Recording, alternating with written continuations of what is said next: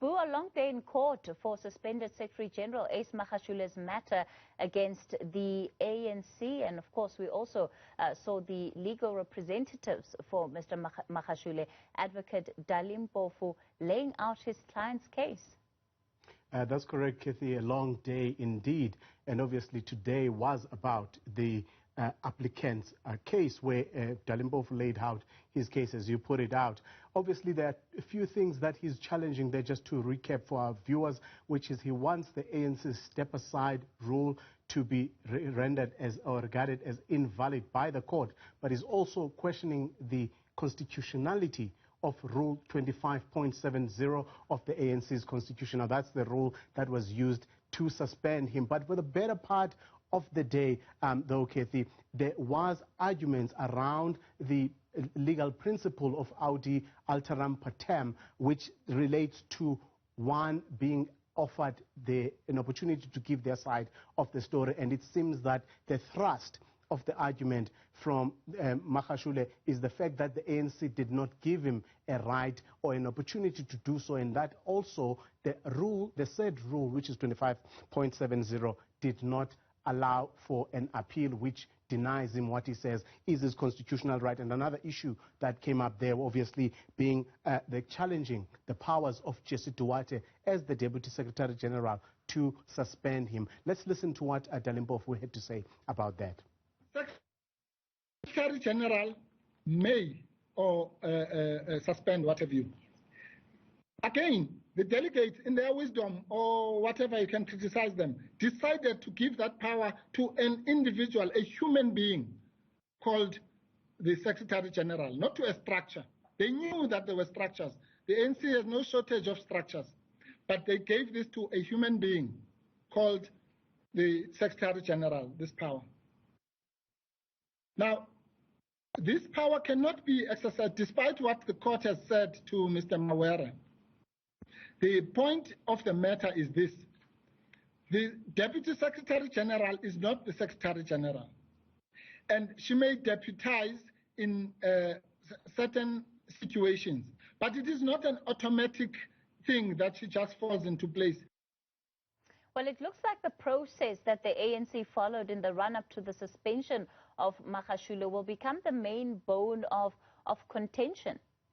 That's correct, Kathy. If you listen to Advocate Dali Mpofu, they're questioning the powers of the Deputy Secretary General. Now, that particular issue, I can tell you now, if Magashule loses, that will be the subject of the appeal, because earlier today we had that application for a businessman, Mutuma Mawere, where he wanted to be a friend of the court. When it was thrown out of court, with course, the court actually dealt with that question, because Mawere was arguing that Jesse Duarte does not have the powers to suspend Ace Magashule. So the court says that in terms of the ANC constitution, that is the case. Now, Dali Mpofu challenged that when he came on, saying that even though that is the main argument, the argument that Mawere made is also the main argument that Ace Magashule is making. So to him, it appears as though the judges have predetermined the matter. Now, obviously, that becomes a bone of contention. But more importantly,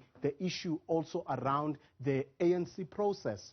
The fact that even though Magashule had been given 30 days to step aside, when that 30 days lapsed, the ANC still allowed him to come to a National Working Committee meeting. He was still invited to other meetings. Now, it looks like that is another issue that will be argued here, Kathy. And once again, let's listen to what Advocate Dali Mpofu had to say about the suspension of Magashule. Some people somewhere on Zoom decided that no, corruption must be rooted out in some manifestations that affect only a particular faction. That is wrong. There is no court that can tolerate, let alone condone such behavior. And if that is so, my lords and my lady, then we have to accept that the re-engineered NEC resolution is a farce and is a fraud, and it is itself corruption against not Mr. Magashule, but against the delegates of the National Conference. Now, That's another big question that the court will have to answer. Does the ANC NEC have the right and the power to amend or alter conference resolutions? Because as you can hear there, Advocate Mpofu questioning the altered or rather upgraded or rather changed resolution of the ANC. Now that will become another bone of contention. But tomorrow we know that the ANC's representative, that will be Advocate Wim Trengove, will be presenting the case of the respondents being the ANC. And obviously, as a channel, we will bring you those proceedings, and so you can stay tuned to the channel. With that, Kathy, that's all that we had for you today in politics.